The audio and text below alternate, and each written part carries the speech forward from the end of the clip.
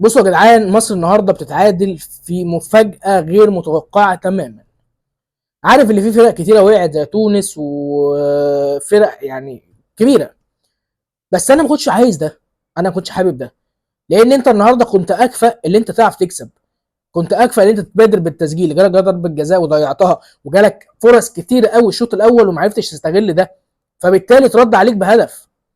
يعني حتى الجون اللي انت جبته كان ضربه جزاء برضه. فليه ما عنديش المهاجم او بروفايل المهاجم القناص جوه منطقه الجزاء، الفينشر بجد؟ يعني انا عندي اعتراض على محمد شريف النهارده في اللي هو ما كانش ولا تمركز صح. يعني تمركزاته كلها غلط النهارده في منطقه الجزاء. والكره اللي جات لك قدام الجون اللي انت استلمتها برجلك الشمال عشان وطلعتها بره، دي تلاقي انت مهاجم. انت كل تفكيرك في المكان ده، او كل تفكيرك عموما، اللي انت الكره تجيلك تروح لساعه في الجون.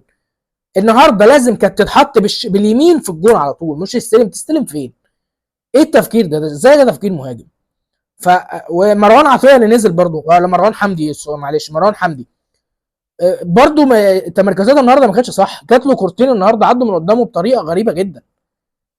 انت الماتش النهارده كنت تقدر تكسب سكور لمنتخب مصر قدام منتخب الكويت، مع احترام المنتخب الكويت، بس انت كنت افضل منهم النهارده كتير قوي. فليه مش عارف اسجل؟ يعني ليه ابقى بقدم اداء قوي ومش عارف اسجل؟ ما دي مشكله. يعني احمد عاطف اللي انت كنت رجعته ده، اللي هو كان اكفأ اللي هو يقود هجوم منتخب مصر عن محمد شريف وعن مروان حمدي وعن كل ده. هتقول لي ليه بتقول كده؟ اقول لك تعالى اقول لك. انت رجعت احمد عاطف عشان ما فيش مكان، عشان مروان حمدي جه لان بيراميدز ما كانتش موافقه ووافقت. تعالى اقول لك اللي بروفايل احمد عاطف بروفايل لاعب سريع، لاعب بيضغط من قدام ضغط عالي وبيقدر يعمل ده كويس جدا.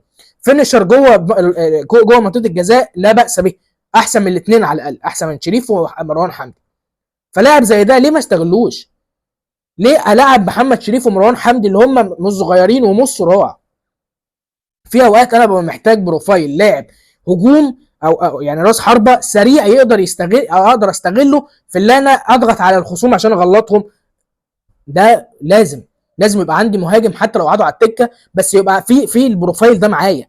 ما ينفعش اخسر البروفايل ده لان بحتاجه في وقت من الاوقات. النهارده اداء المنتخب كان كويس ولا لا؟ كان كويس، بس للاسف انا مش عارف اسجل، ودي النقطه السلبيه في اداء المنتخب النهارده. وسلام.